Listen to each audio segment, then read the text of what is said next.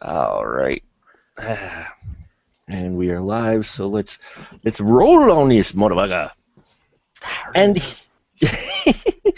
and here we are on another episode of the Spoiler Room. It is March 8th, 2016. It is our favorite animated films. After watching Zootopia this past weekend, I was inspired to talk about some good animated films because Zootopia, if you haven't seen it already, folks, go see it. It's good. It's worth it for everybody. My boys liked it. I liked it. So it was a lot better than I thought it was going to be. And it's not just the sloths who were funny as hell. So tonight, people who are not sloths, but who are some fantastic crew members in the room with me tonight. First off, foremost, BFD Glenn Bittner. Hello, sir. Hello. How are you tonight, Mark? I'm doing well. Oh, wait, this is animated. I thought it was animatronic. Sorry, I was talking about my mistake. No, that's a different episode, the animatronic. The Pirates of the Caribbean episode. Arr. Arr. And that voice, of course, is the bow tie ferret himself, Mr. Paul Salzar. Hello, Paul. Hi, how are you guys? Hey, good to have you here. Yeah. And back, returning to the room, I couldn't ask for a better crew member for talking animated films than Mr. Tiger Power himself, Tony Estrada. Hello, Mr. Estrada. How are you? Welcome back to the show. Thank you very much, Mark. I am very happy to be back on the Spoiler Room. Nice. And yes, he is doing the sloth bit from Zootopia, which was a lot of fun. But tonight I wanted to get some of our crew member in the room and talk about their favorite animated films. I know we talk about a little bit more mature content usually here in the Spoiler Room, but we also are lover of animated films. And so we're going to start right off today with Glenn. And Glenn, what animated film, when I ask you what's your favorite animated film, which one would you pick? La Blue Girl. No, I'm just kidding. You know what's funny, Glenn, is that exactly I was gonna reply with that. The answer at first was La Blue Girl, but I'm like, no, don't Google that, kids, don't Google that. Tentacle porn, oh yeah. No, the one I went with, because there's a lot of good ones, but I went with Secret of Kells. Yes, nice pick. Why don't you tell our fine listeners a little bit about this film? So, Secret of Kells, it came out back in 2009. It's an animated little feature set in probably about 8th or 9th century Ireland. For those who don't know any the Irish history, there's what's called the Book of Kells. It is an absolutely beautifully illustrated copy of the Gospels of the Bible, the 4 Gospels, and it actually now resides in Trinity College in Dublin. And the origins of which no one really knows who made it.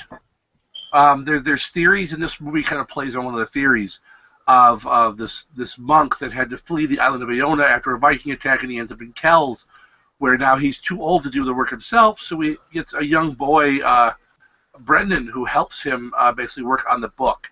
But what's really cool about this, first of all, the animation is just gorgeous. It's a style not seen much in animation. I think to pick something that's more popular that people may have seen, that this is kind of similar to it in a way. It's similar a bit to like Samurai Jack, the series Samurai Jack from Cartoon Network. It's that kind of animation style, but it's absolutely gorgeous, and I love in that the blending of although they don't. There's people who complain about this because it's all the PC police ruined it because they never say Jesus or God or anything. You don't need to know what they're talking about. And it's just a great way of how they blended early Christian religion and spirituality with the old Celtic mythology and spirituality. They have the two blended with that because of the the young girl Eiling, which actually is Irish for dream girl. And just the whole blending of those two together at a time when they were actually coming together in ways where you had Christianity kind of slowly taking over the island of Ireland, and then the old ways were kind of being pushed aside. But it was the other thing with Irish history is it was less of a. I'm not saying that there weren't the typical early days of Christians being complete dickheads in the conversions, but there was a lot of adoption of the ancient traditions into the Christian religion to basically have kind of a more, I guess, an easier conversion of the Irish peoples into Christianity, where it wasn't so much of the we're just going to basically force you to do this. It was kind of a, hey, you've got some cool ideas there, and hey, maybe Jesus did the same thing. How about that? Does that work for you? Good. All right, you're all on board. Excellent. Now go and have 38 kids, because that's what good Catholics should do. But yeah, it's just such a beautifully rendered movie. The Vikings, the animated Vikings, are just so sinister, and the sounds they make, because they don't speak the language. They're like just this grunting, guttural kind of noises when they talk, and they're just so sinister and just so well done. It's just such a fun movie in a lot of ways for me, having my interest in both the history of Vikings, as well as the history and the mythology of the Irish and the Celtic people. Yeah, it is a beautiful film. Paul or Tony, have you seen Secret of Kells? I haven't, but I have heard a lot of good things about it. Mm-hmm. Paul, what about you? I keep passing it up at the movie rental store because I always thought it was Fern Gully. But now that I heard about the story, I'm going to definitely watch this. No, it is definitely not Fern Gully, based on what I've heard. Yes. No, it is not. It's an excellent film. Was nominated for Best Animated Feature back in 2010, I believe it was, for the 2010 Oscars that were for the previous year. But yeah, it was nominated for Best Animated Feature, and you can see why. That artwork, I had watched it a long time ago, and now getting to watch it again, my honorable son number 2 actually sat down with me and watched Secret of Kells with me, and he liked it. He's like, it didn't have a whole lot of action in it, which it doesn't.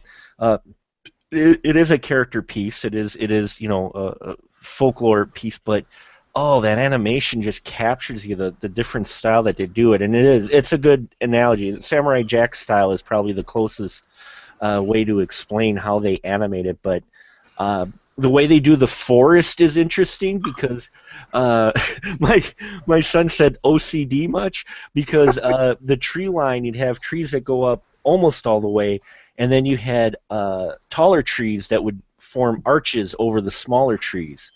So it was an interesting style because that's a kind of a Celtic style, isn't it, Glenn? Yeah. That's a lot of the animation of the forest is taken from the Celtic style of art of that time, the medieval Celtic style.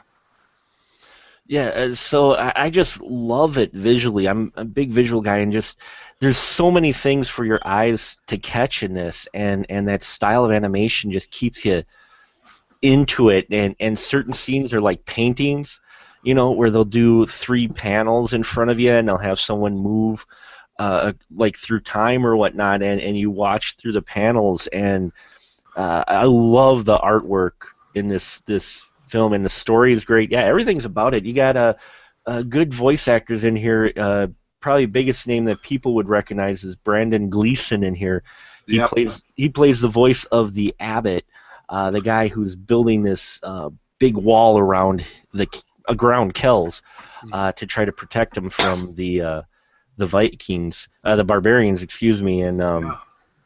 Well, and little fun fact about Brendan Gleeson, his cousin is a teacher right here at UW Milwaukee. Oh, is he really? Professor, yeah. Teaches Irish. Go Imagine figure. that. I was gonna say, go figure. Uh, what's probably one of your favorite scenes in this film, Glenn? I mean, I know it's your favorite film in general, but is any scene in particular that really gets you? Um, it's towards the, and this is, I don't want to spoil for the guys who haven't watched it, but you know what? This is the spoiler room, so Uh, um, the scene where they're being chased through the woods towards the end, where it's oh, Brendan and now I'm forgetting the older monk's name, Aiden. Aiden, yeah, Aiden. Yeah, Aiden and Brendan are running through the forest, escaping the Vikings, Hmm. and the wolves come and save them. Oh yeah. That's Oh, just a one. That's an awesome little scene, and the way that everything is animated, mhm. just such a beautiful scene.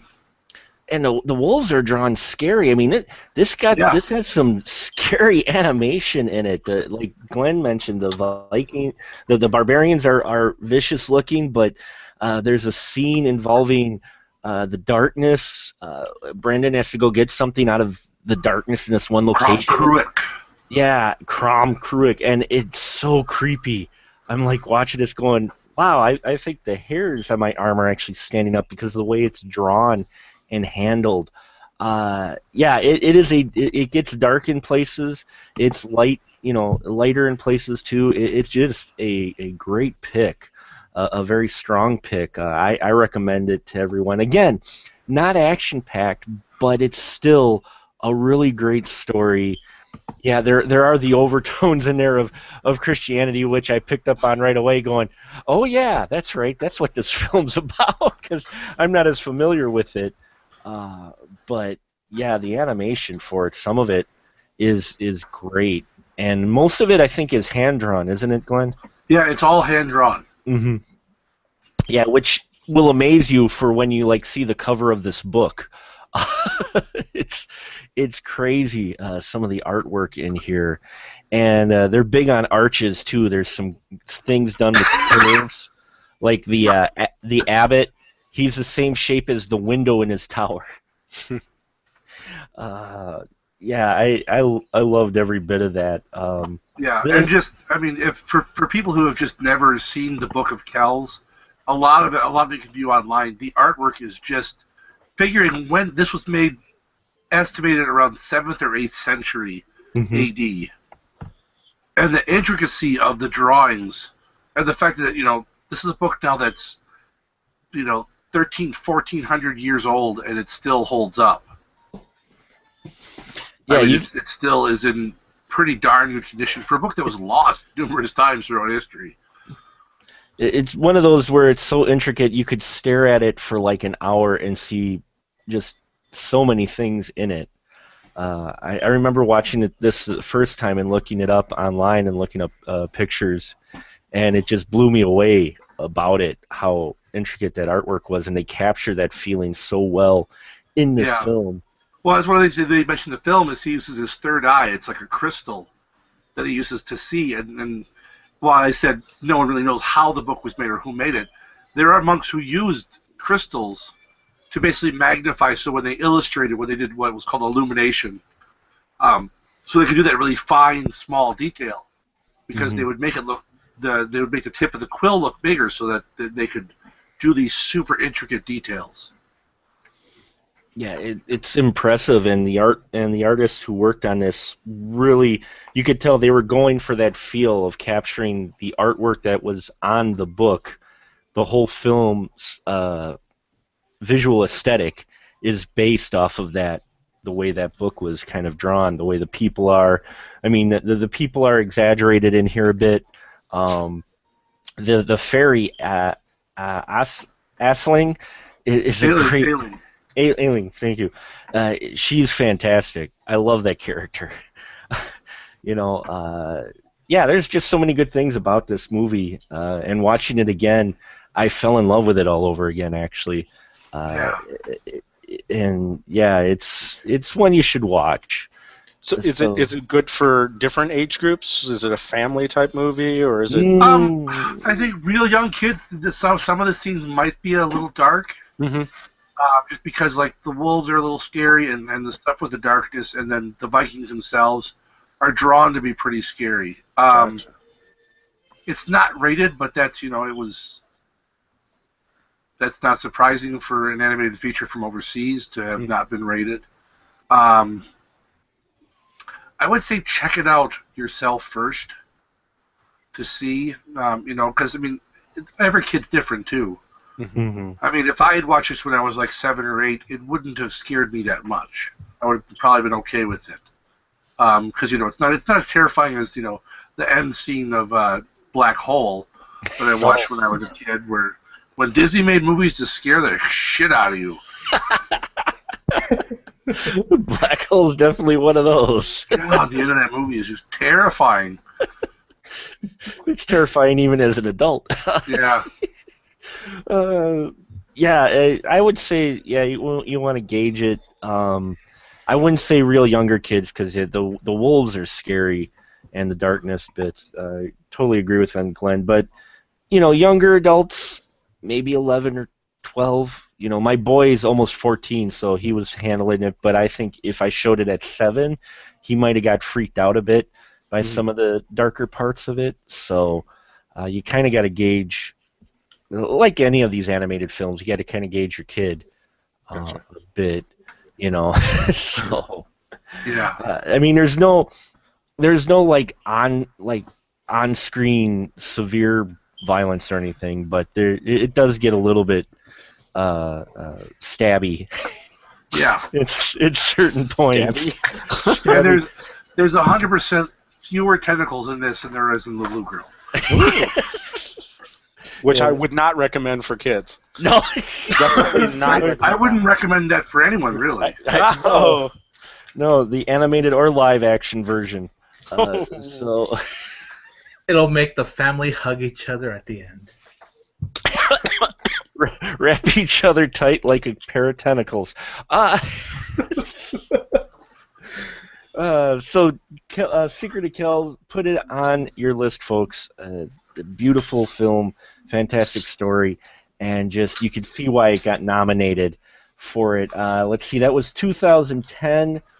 So I'm trying to think of what won Best Picture that year for animated, because they came up with that category specifically so the animated films would not compete against live action.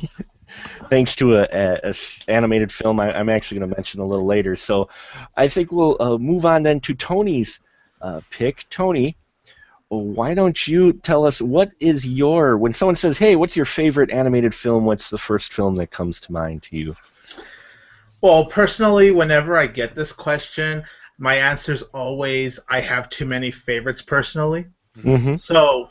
So I had to really choose hard because, like I said, I have a lot of favorite anime movies, but the one I did want to really talk about because I feel like it's an underappreciated animated movie from a very well-known animation studio not a lot of people talk about, and that for me is Ratatouille. Oh, nice. Why don't you tell our listeners a bit about Ratatouille? Sure. So Ratatouille is about this mouse named Remy. He has this passion of creating food because, he just loves to make food. He loves the taste of food. He loves to experiment. Of course, the problem is that he's a mouse, so he can't quite become a chef. So one day he meets pretty much this nobody named Linguini, and Linguini, well, cooking is not exactly his thing. So Remy and Linguini, they team up with each other and become very good friends by having Remy on top of Linguini's head and having him cook the food. And along the way, that's when Linguini discovers about how not to get all the credit, and there's more to the film as it goes along from there. So what is it that you really enjoy about the film? Because this is kind of the Pixar film that people kind of forget. Yeah, it's a very underappreciated one in my opinion, because you hear a lot talk about the Toy Story movies or The Incredibles, but there's not really a lot of conversation that goes along with Ratatouille for me. But the reason this is one of my favorite animated movies of all time is because, one thing for sure, it's cliche to say for a Pixar movie, but of course the animation just looks absolutely breathtaking to just look at. when you just look at Paris and how it's detailed from the daytime to the nighttime, even when Remy's like in the sewers, it looks really, really great.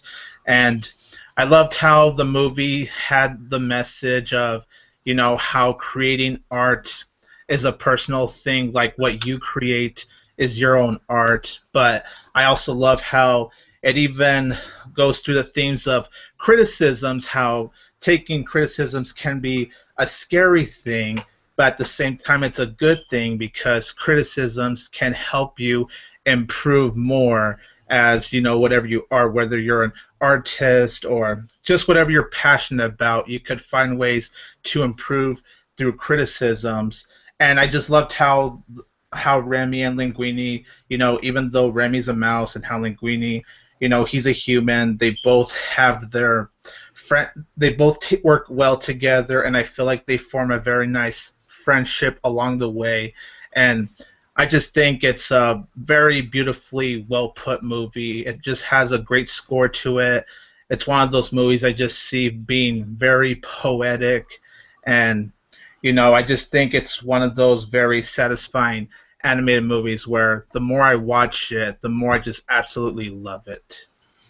And you can see why. I mean, it did actually win Best Picture of that year too. But yet, when people mention Pixar films, no one thinks of Ratatouille. Paul, have you seen Ratatouille? I have. It came at a really good time in my life because I was kind of still exploring that whole foodie movement. Mm-hmm. And so, yeah, I developed a passion for cooking and food, and so it was really a nice, like I said, a nice time for me, and it was a good movie to come out around that time. So, yeah, I thought it was quite a bit. It had some good timing and some great talent in this film as well. What about you, Glenn? You remember seeing Ratatouille? I have seen Ratatouille twice. Oh, nice. I saw it in the theater, Mm-hmm. and then when it came out on DVD, a friend of mine got it, and we watched it again. So, I mean, I like it. It's a cute little movie. And, yeah, it definitely is one that is not, people don't seem to remember it as much, which is a shame because it really is a very good movie. It has a good story, too. Mm-hmm. So, and it's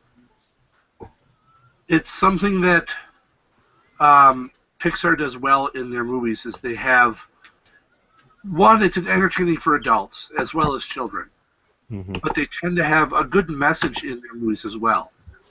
And Tony talked about some of that, the whole it's cooperation and teamwork and not taking the credit for things that someone helped you with. You're not the only one who did it. You didn't do this alone. You had help. So. But yeah, it's a good little movie. I like it.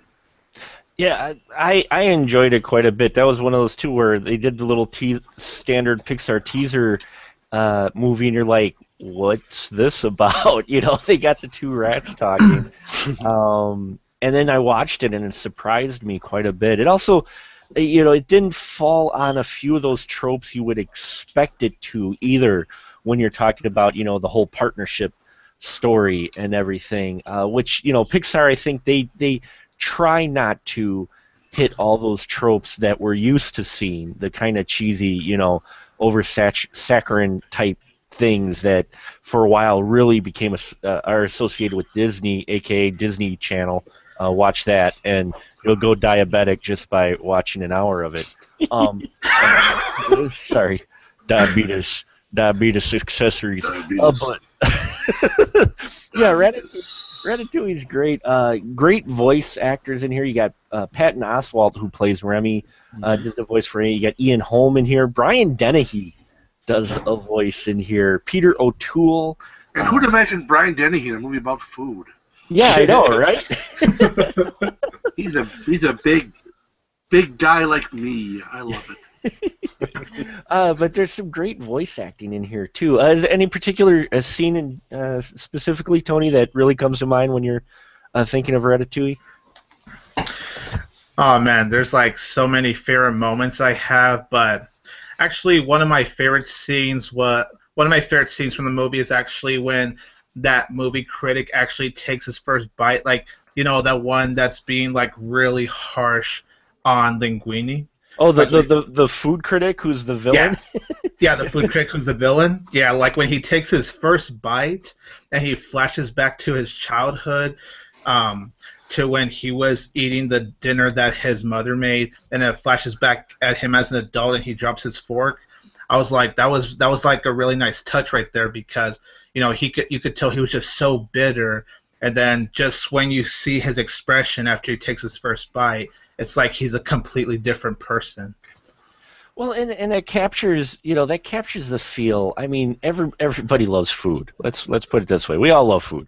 We all love different foods, but there are specific foods where if you taste them, it's more than just the taste. It kind of takes you back to when you first had it, or if it's really that good.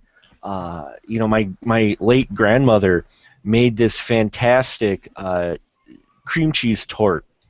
Oh my God! Just don't look at the ingredients and what she put in it, because your arteries would run away screaming. But it was so good.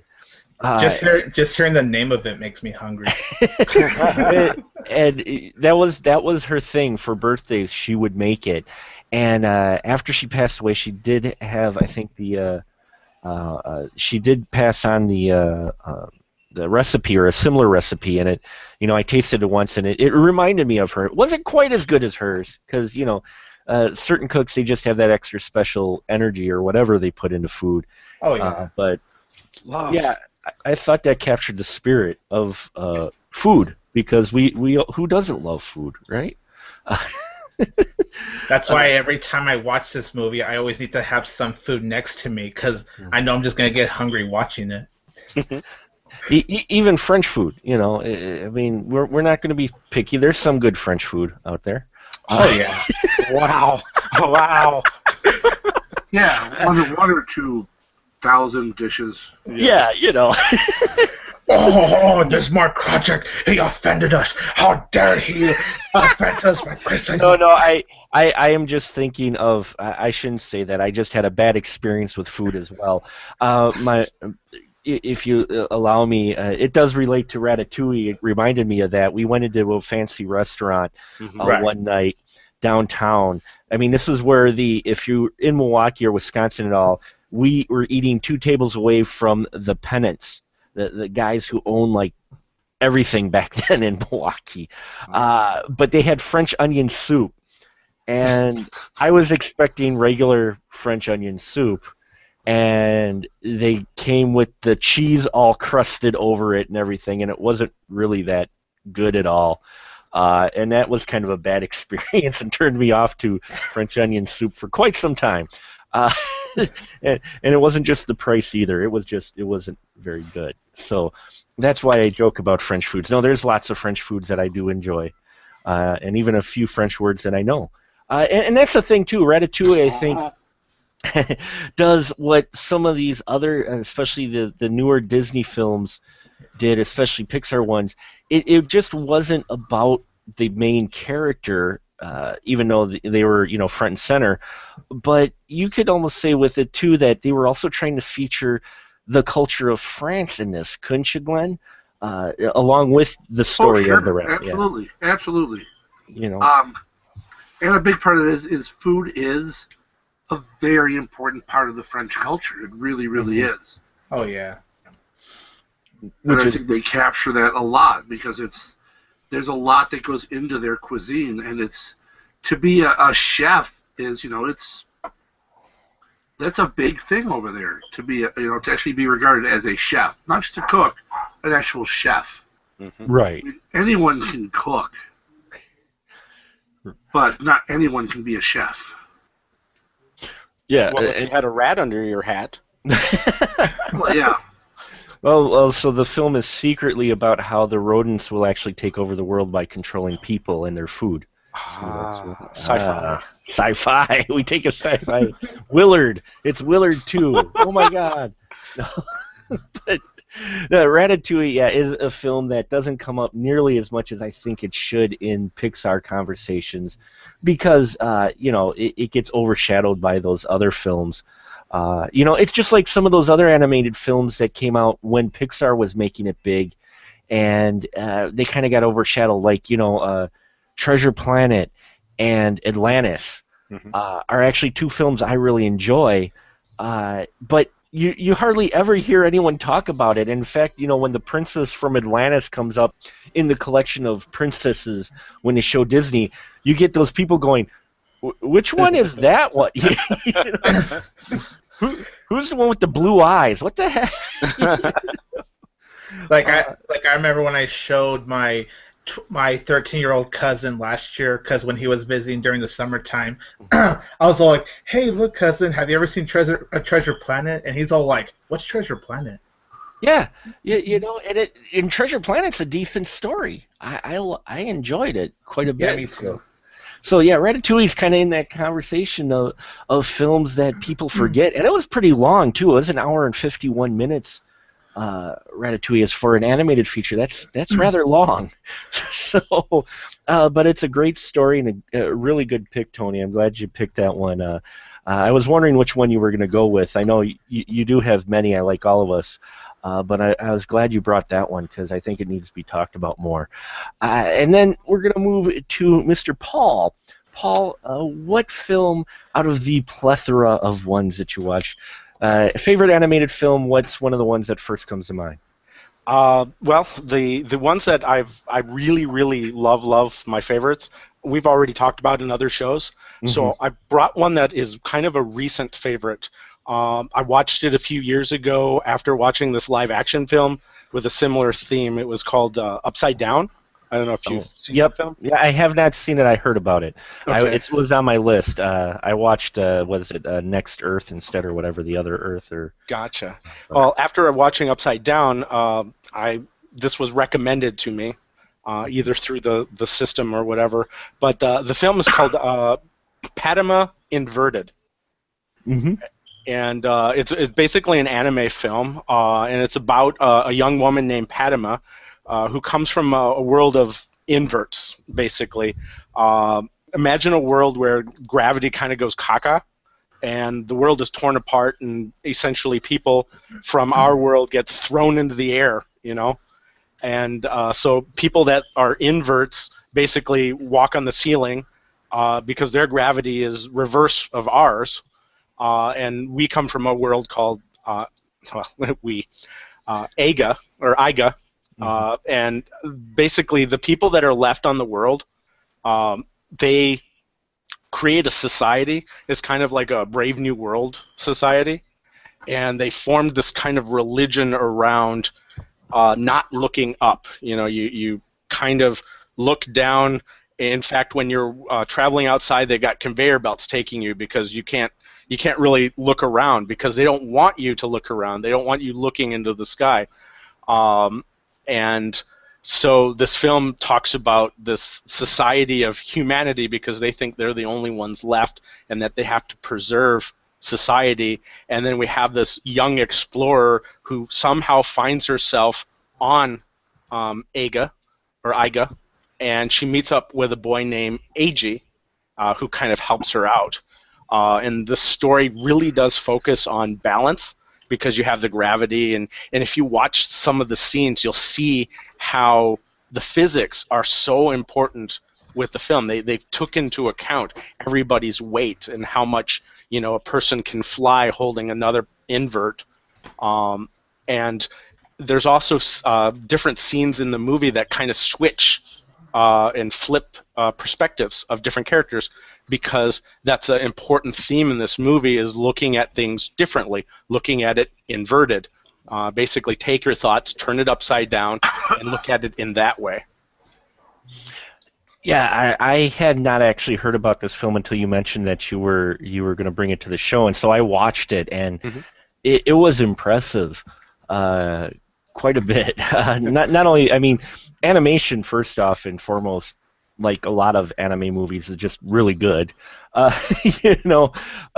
always loved that style, and how Big you eyes. can tell, and well, yeah, there's the big eyes and everything, but there's there's the detail in there, and unfortunately, I had to watch the one that was dubbed version, so I didn't get the true performances like I try to watch with them. But yeah, I was impressed by this film and the themes running through it quite a bit. Not only the whole thing where they're referred to as introvert, but I mean, it covers class warfare because Mhm. the Iga residents are dressed more, formal, and they have a more formal society, whereas the inverts who live underground are a little more rustic, Yeah, very uh, steampunkish.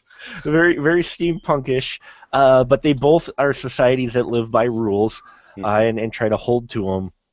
And the whole religious thing was really creepy. The religious angle that they took with it. This one guy who was obsessed with keeping control of the society, and yeah, I there's Sinners some. fall into the sky. Yeah, they talk about the religion and how the sinners got sucked into the sky, and I'm like, well, I was telling my wife that, and she's like, well, that's a little bit opposite, isn't it? Usually, Exactly. usually sinners are getting sucked into the ground, but no, now they're tossed into the sky. Okay, so some This yeah, sounds really cool. I will need to check this thing out. it is. It's interesting how they play with the angles at all. Tony, have you heard of this film at all? Uh, I have I have not heard of it until 1 minute ago when Paul mentioned it.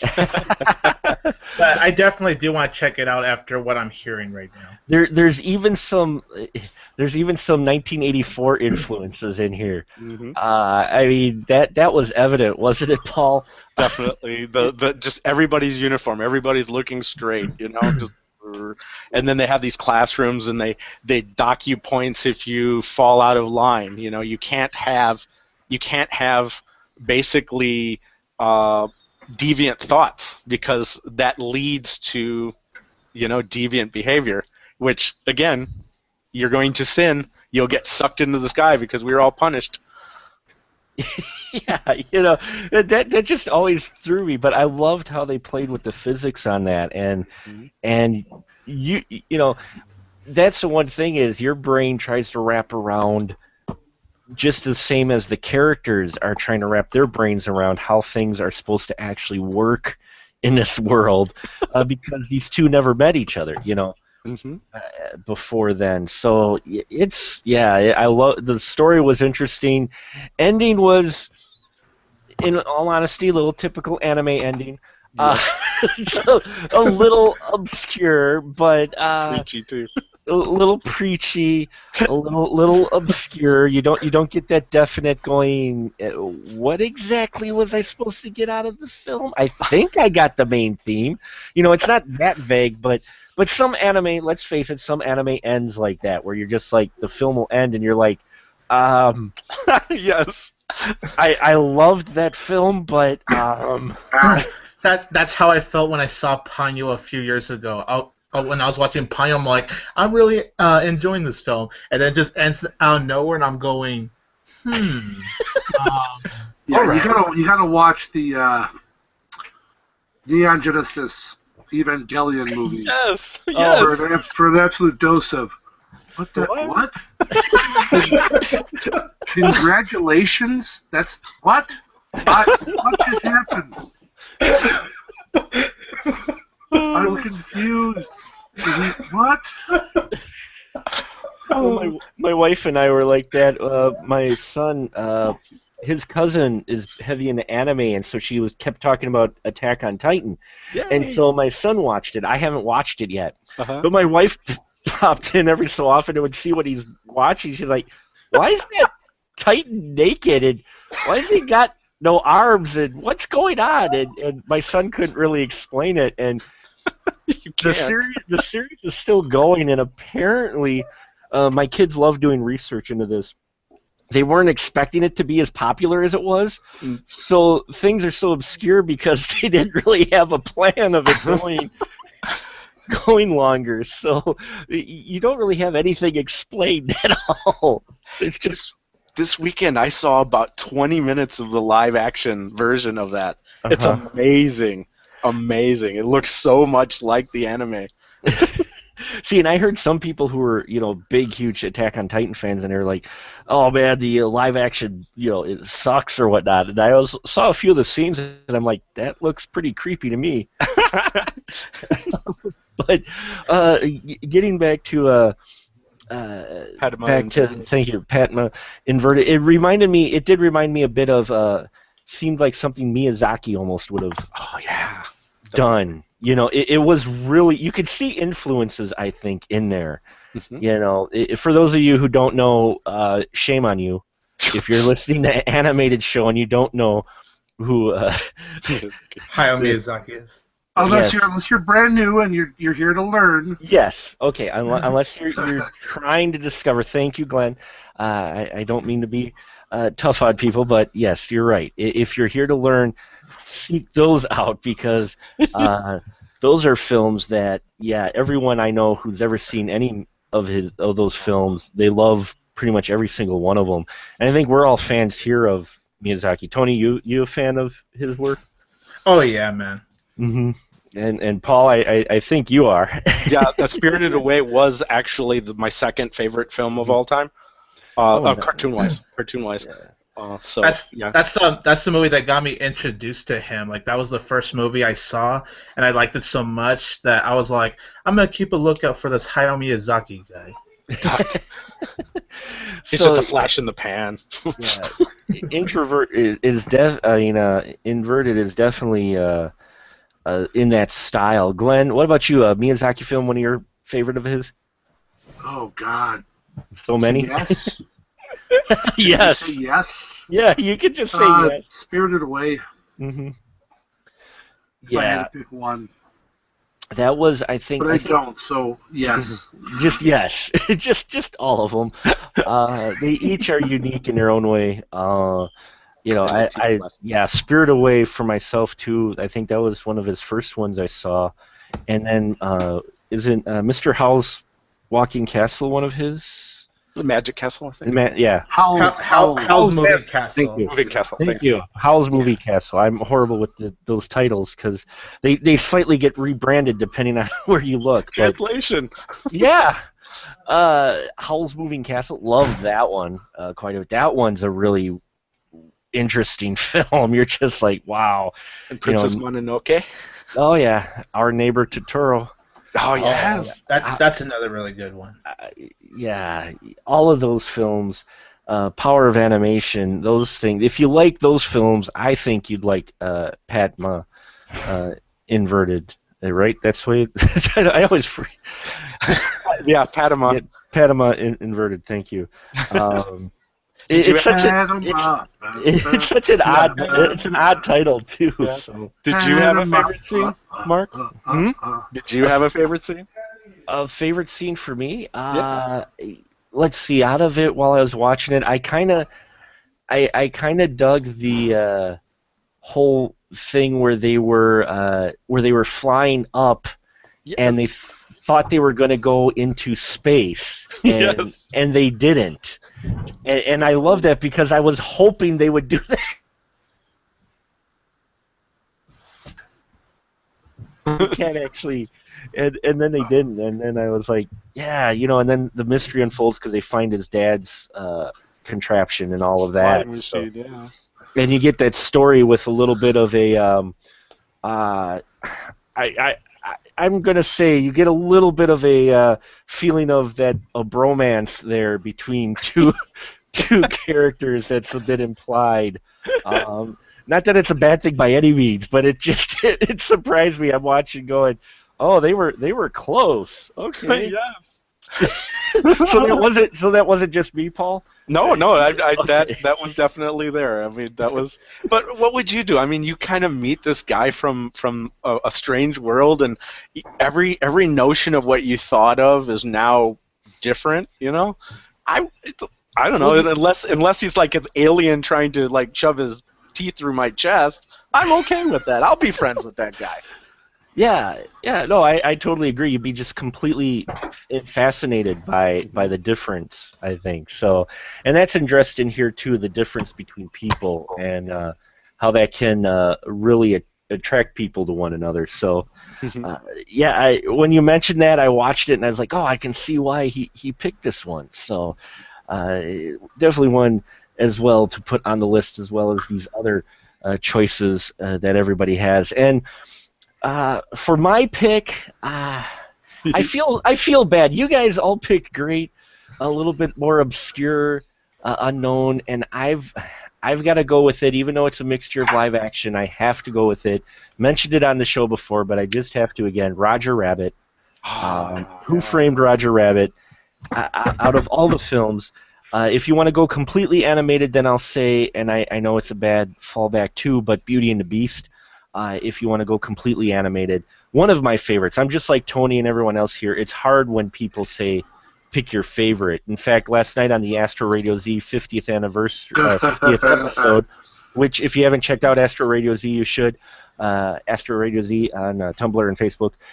Anyway, Glenn and I were on the recording of their 50th episode, and Derek asked me what my favorite film was, and I kind of ran a little long because I was like, well, it depends on what category you're talking about.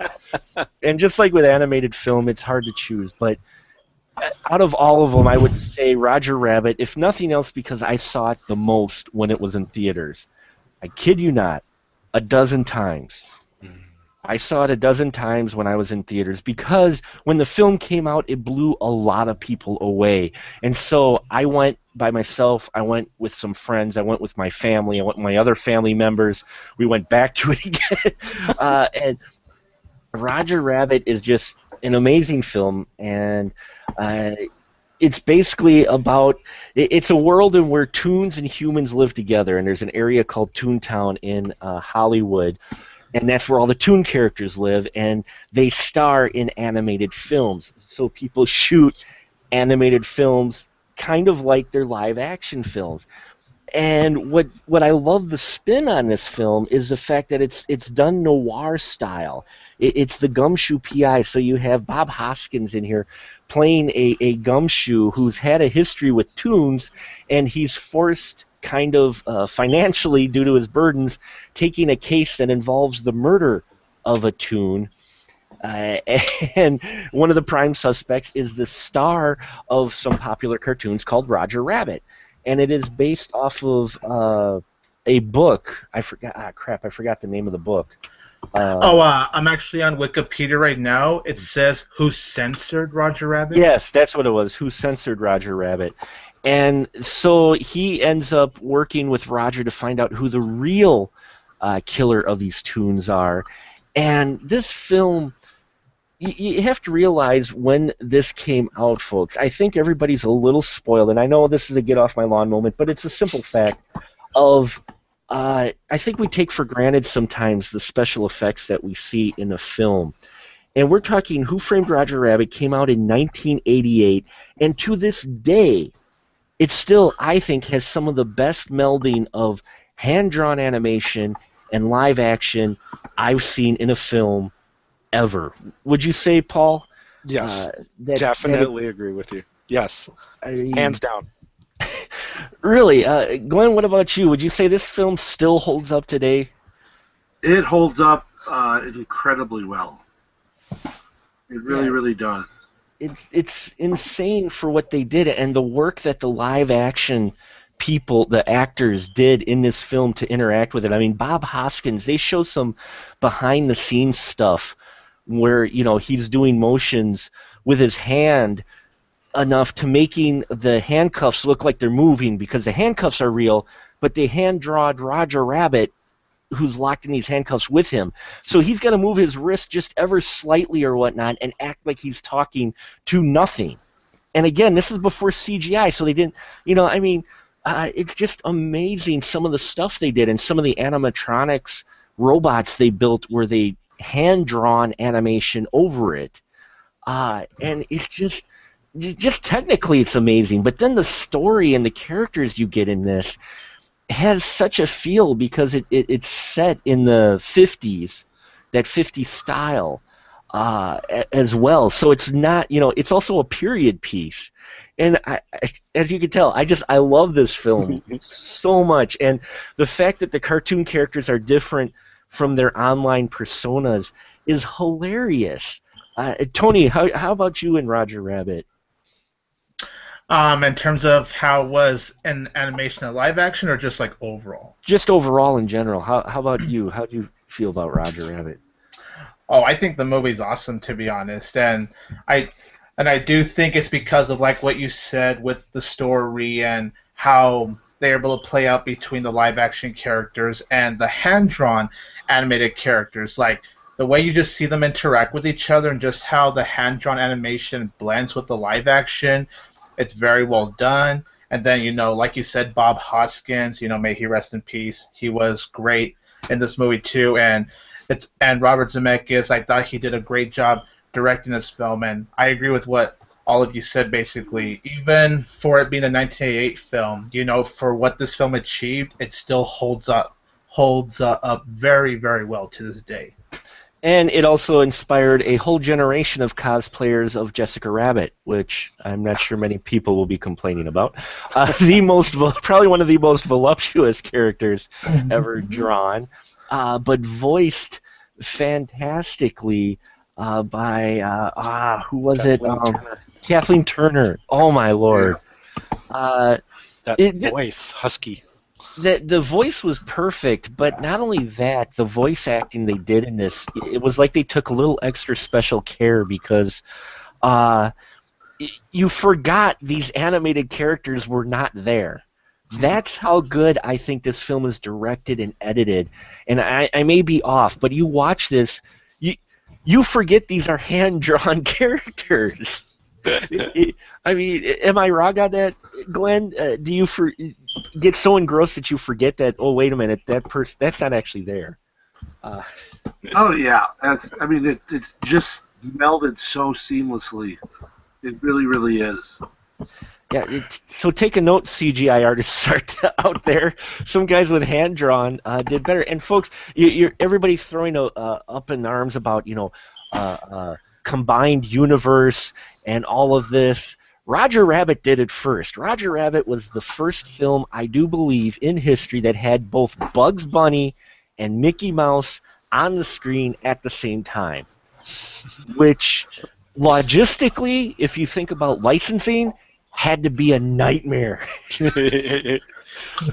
Considering how Disney holds on to his products, can you imagine that, Paul? That had to be just a nightmare. Not only that, but all the licensed characters. They were all they were very, very respectful of all the characters that were in there and it made you believe that the world actually does have living cartoons. That Toontown exists in reality because they were respectful of that. I think a lot of these production companies were like, yeah, I think that would be nice, and it would make fans believe in cartoons more. So I think they had to do it. They just had to. Well, yeah, and I think they had to get the different varieties because to sell that world, you couldn't just do Warner Brothers cartoons.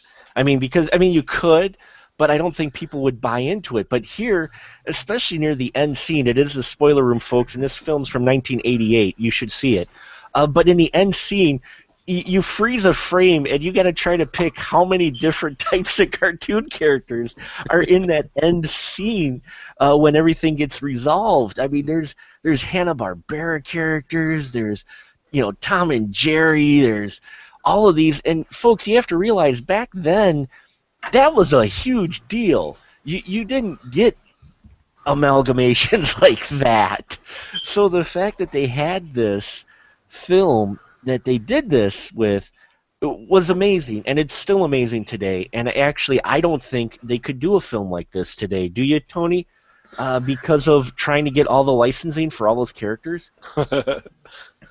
Yeah, I think it's hard to get the rights to certain characters now these days, but I do believe there could be another one of those live-action to animated movies, if they have the rights to certain characters, because we've had a lot more of these before Roger Rabbit came out. So if we had them before, we could definitely have more of these coming out in the after time. Oh yeah, yeah. Don't get me wrong. I do totally acknowledge that we've had live action blended before, but the scale and the scope that they did this, and again, we're talking 1988. It's crazy the amount of work that they put in for it, and they did win Academy Awards for special effects, as they should, in here. And you had Charles Fleischman doing a fantastic voice, not only for some other characters in here, but Roger Rabbit. And they had him on set, actually dressed in Roger Rabbit costume, apparently doing some of his lines to help with, the delivery of it. To help him get into character. Yeah, to help Help people everyone else. help Yeah. everyone else. And he had Christopher Oh, wow. Lloyd in here. I mean, he's an animated character anyway, but Yes. Truly this time. and okay, you guys, I want to get your opinion. The final villain, freaky as hell to this day. I'm sorry, those eyes, man. Paul, those eyes. What? Yes. I It's a good end to it was like a buddy cop movie, but with a cartoon spin to it. I mean, it was a really good story. We talk about how technically good this film is, but it also had a really good story that was enjoyable to watch. There was a good, decent amount of mystery. I didn't expect the ending until it came. yeah.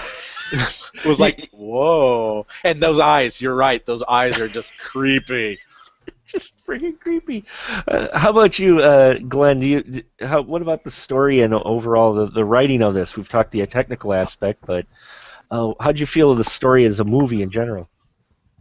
It's great. I mean, this is a true classic, I think, of cinema, and not just because of what it did with the blending of live action and cartoon. It's just a great story. You've got great performances. Bob Hoskins, I just think he's so on par in this. But it's one of my favorite movie scenes ever is when he actually starts to do the whole rhyming thing. Oh, When he yeah. starts singing. Yes.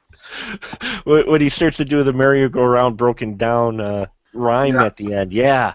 Oh, that's just hilarious, him doing the slapstick stuff like that, And there it worked. In Super Mario Brothers, not so much. But in here, it worked.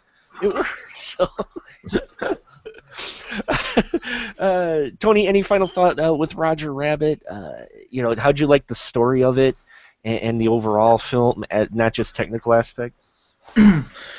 Just overall, even as a film, I thought it was very intriguing.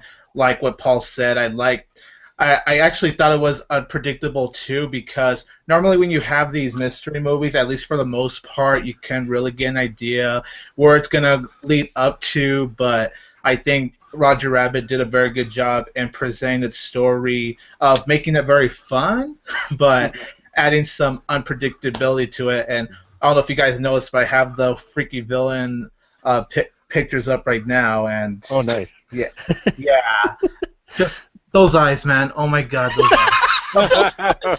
Remember me, Eddie? I'm actually gonna take off right now because it's freaking me out. So Roger Rabbit is a classic, and for me, it's just one of those special films. I mean, '88.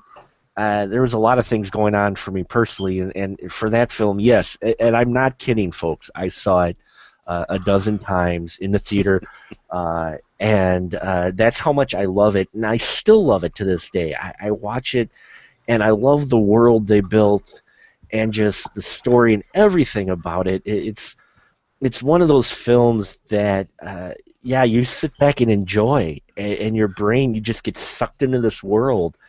And unfortunately, nowadays, the credits move by real quick, but when I saw it in the theater, trust me, those credits at the end moved at it was like 8 or 10 minutes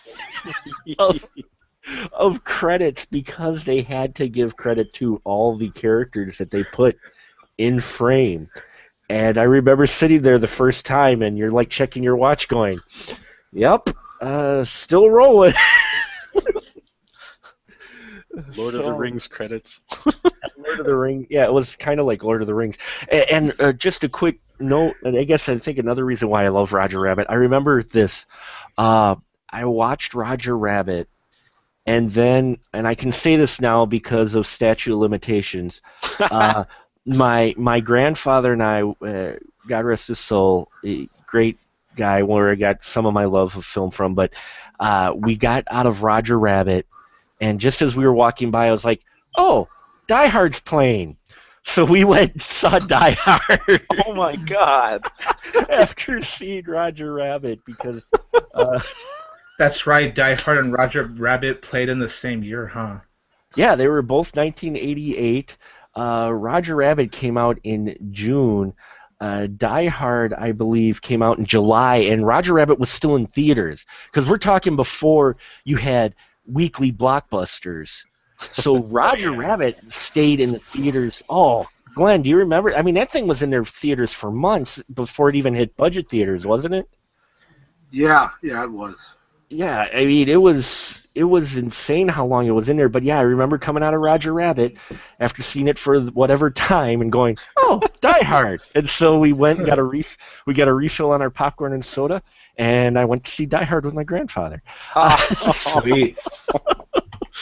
So that's I guess another fond memory with Roger Rabbit. So And I'll Die stop and die, and I'll stop gushing about the film now. But yeah, I think it's one, and that's one. Even though it gets dark in places, I think maybe youngins are going to get scared by the villain at the end. But other than that, and there's a few mature themes in here, but definitely young adults on up can appreciate this film, I think.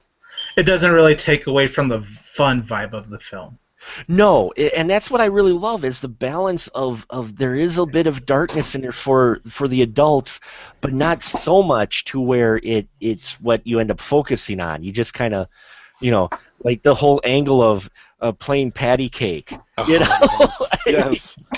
There's such some great metaphors in here and some double entendres and stuff that they have in here, are great because they're ones that grown-ups and older kids, will pick up on, and the younger kids won't, but they don't need to enjoy this film. So yeah, I pick Roger Rabbit. I know it's a little more mainstream, but that's one of my favorite. Okay, thank you. I appreciate that. So We accept Now, we forgive you for talking about a classic Robert Zemeckis film. I'm just thankful we didn't have to actually talk about La Blue Girl. that'll be next time. We'll go tentacle Late night animated edition. late night edition of the spoiler room where we talk about tentacle anime. Anyway, on that note, let's go down the aisle quick with people to pimp their stuff to let us know where they can find you when you're not gracing us with your presence here. Go ahead, Glenn. You can find me on Facebook. That's Facebook. You can find me at the Beamwee Bunker. Also, find me on YouTube, Beamwee Bunker at Guy in a Bunker Productions. Or just follow me on Twitter, Guy in a Bunker. There you go. He is a guy in a bunker, and he watches a lot of great films and does some great reviews. Make sure you check out his channel and subscribe. Do not forget to do that, folks. That is so much means so much to everybody, and he's got some great reviews there. And Mr. Paul, go ahead, sir. You can find me at WordPress, Facebook, and Twitter at Forsaken Film Reviews, and I'm also working on working with the Northeast Wisconsin Horror Film Festival, and we are taking submissions for feature films and shorts right now. For more information about that, you can check us out at www.newhorrorfest.com. Make sure you aspiring filmmakers out there, you got a film out there, horror film that you would like or people to see, check that out. It's going to be a great festival, and Paul also does some great reviews, so if you don't like watching videos, go and read his reviews when you're done watching Glenn's reviews. And finally, last but not least, Tony, where can we find you at, sir? Well, you guys can, of course, find me at youtube.com/22tigerdude. You can like my Facebook page at facebook.com/22tigerdude, Twitter at tigerdude22, Instagram at 22tigerdude, and then moviepilot.com/I believe tigerdude22. A lot of Tiger Power going on there. He also does some fantastic reviews. He does a lot of collab reviews. Make sure you check out Tony's material as well. We get great people on this show. I am I feel very humble that these fantastic, talented folks want to gab movies with me. And if you're interested at all in my stuff, you can check out specialmarkproductions.com. As I always say, one-stop shop for all the stuff I work with. I partner with nerdslant.com now. I do my stuff for We Live Film. Every week I do a horror film. This week, if you want to check it out, prepare yourself as I review Me and My Mates versus the Zombie Apocalypse. That is the film that I'm reviewing. It's coming to a festival, a zombie festival in Madison in June, and I got a chance to see it early and decided to do a review on it. So you get a lot of stuff there as well as our Spoiler Room archive. Please go to iTunes, give us a rating, give us a comment, subscribe to our feed. It would mean a whole lot to us.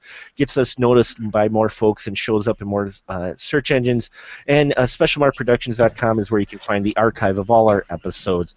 We got some great stuff coming up in March here. We got one every week. We've been doing these weekly so far. Not sure how much I'll keep this up before I fry, but we're going to keep rolling with it because I'm having a lot of fun. And I hope you enjoyed this, and we gave you some animated films to check on your list to go watch. We appreciate your support. And remember, in the Spoiler Room, the conversation is fresh, but we do spoil the movies.